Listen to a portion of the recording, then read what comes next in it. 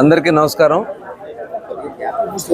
రాష్ట్రంలో తెలుగుదేశం ప్రభుత్వం కూటమి జనసేన అలాగే భారతీయ జనతా పార్టీ కూటమి చాలా అద్భుతమైనటువంటి ప్రజలకు ఇచ్చినటువంటి హామీలను ఒక్కొక్కటి నిలబెట్టుకుంటూ ముందుకు వస్తున్నాం. అందులో భాగంగానే పెన్షన్ని మరి 3,000 నుంచి 4,000 రూపాయలకి పెంచడం, వికలాంగులకి 100% డిజేబిలిటీ ఉంటే వారికి 15,000 రూపాయలు, వికలాంగులకు కూడా 6,000 రూపాయలు పెన్షన్ చేయడం జరిగింది. ఇది నిజంగా మరి రాష్ట్ర ముఖ్యమంత్రి చంద్రబాబు నాయుడు గారు రాష్ట్ర ప్రజల మీద ఉన్నటువంటి మమకారంతో, ఎందుకంటే ఇచ్చినటువంటి హామీని నిలబెట్టుకునే విధంగా మొదటి అడుగు వేసాం. అదేవిధంగా ప్రజలకి అత్యవసరంగా ఇవాళ నిర్మాణ రంగానికి సంబంధించి ఒక పేదవాడు ఇల్లు కట్టుకోవాలంటే ఖర్చు తగ్గాలని భావించేటటువంటి దాంట్లో భాగంగా ఉచిత ఇసుక అందించడం జరుగుతూ ఉంది. ఉచిత ఇసుక కూడా కేవలం వాళ్ళు ట్రాన్స్పోర్ట్ ఛార్జీలు, అక్కడ లోడింగ్ ఛార్జీలు కట్టుకుంటే ఫ్రీగా ఇంటికి తీసుకొచ్చి వాళ్ళు కన్స్ట్రక్షన్ చేసుకునే దానికోసం ఈ ప్రభుత్వం వచ్చిన తర్వాత ఇలాంటి కార్యక్రమాలు తీసుకున్నాం. అలాగే డిఎస్సి ఏదైతే ఇవాళ విద్యార్థులకి చాలామంది ఎంప్లాయ్మెంట్లకు ఇబ్బంది పడుతున్నారు, దాదాపు 16,500 మందికి మెగా డిఎస్సి కూడా నిర్వహణ చేయడానికి కూడా సన్నాహాలు జరుగుతున్నాయి. అలాగే ఆగస్టు నెలలో అన్నా క్యాంటీన్లు కూడా ప్రారంభించుకోబోతూ ఉన్నాం. ఏదైతే గత ప్రభుత్వంలో చంద్రబాబు నాయుడు గారు ప్రారంభించినటువంటి అన్నా క్యాంటీన్లు జగన్మోహన్ రెడ్డి మూసేశాడో, తిరిగి మళ్ళీ ఆ అన్నా క్యాంటీన్లు పెట్టి 5 రూపాయలకే మరి పేదవారికి కడుపు నిండా అన్నం పెట్టే కార్యక్రమం అన్నా క్యాంటీన్ కూడా స్టార్ట్ చేయబోతున్నాం. ఇవాళ అన్ని వ్యవస్థలను కూడా నాశనం చేశారు.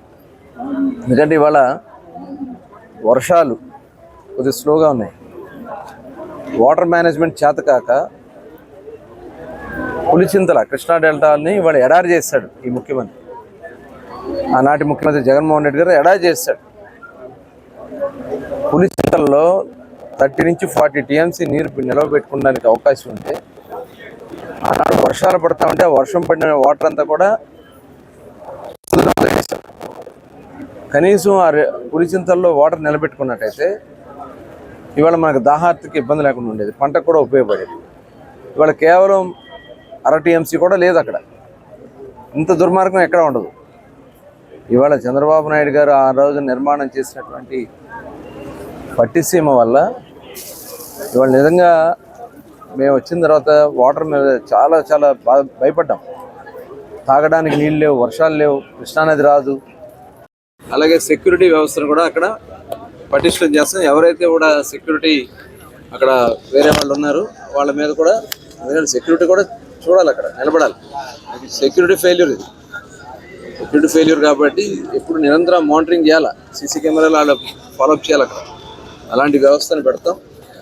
ఇంకా లేటెస్ట్ టెక్నాలజీ ఏదన్నా కూడా హాస్పిటల్లో ప్రతి ఒక్కరు వెళ్ళే వాళ్ళు వచ్చేవాళ్ళు కూడా నిరంతరం చెక్ చేయడం జరుగుతుంది. ఎంఆర్ఐ స్కానింగ్ తీసినప్పుడు స్కానింగ్ రిపోర్ట్స్ ఫిలిమ్స్ లేవని చెప్పి అంటున్నారు. సో దాన్ని కాంట్రాక్ట్ ఏజెన్సీ ఎవరైతే ఉందో సార్ కలెక్టర్ గారితో మాట్లాడతాను.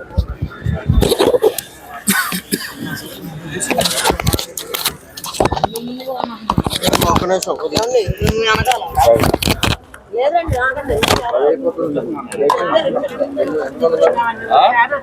తల్లి దగ్గర పాల కోసం తీసుకొచ్చారంట. తల్లి బాత్రూమ్కి వెళ్ళిన టైంలో ఈ పిల్ల మిస్ అయింది. ఇమీడియట్గా దాని మీద సీసీ కెమెరాస్ ఫుటేజ్ అన్ని చూసిన తర్వాత ఇంగ్లీష్ పాలెంకి సంబంధించినటువంటి ఒక లేడీ ఆ పాపను తీసుకెళ్ళిందని వాళ్ళు చెప్తా ఉన్నారు. పోలీస్ వాళ్ళ ఎంక్వైరీలో ఇమీడియట్గా ఆ పాపను తీసుకొచ్చి ఆ తల్లికి హ్యాండ్ ఓవర్ చేశారు. ఈవిడ మీద విచారణ చేస్తా ఉన్నారు. విచారణ చేసిన తర్వాత దీంట్లో ఎవరైతే బాధ్యులై ఉన్నారో వాళ్ళ మీద మటుకు కఠిన చర్యలు. ఎందుకంటే హాస్పిటల్లో అక్కడ ఉన్నటువంటి స్టాఫ్ ఇన్వాల్వ్మెంట్ లేకుండా మటుకు జరగదనేది అక్కడ ఉన్నటువంటి అభిప్రాయం. ఎవరు ఇన్వాల్వ్మెంట్ ఉన్నా, ఎంత పెద్దవాళ్ళు ఉన్నా సరే ఇన్వాల్వ్మెంట్ అయినాక ఖచ్చితంగా వాళ్ళ మీద చర్యలు తీసుకుంటారు.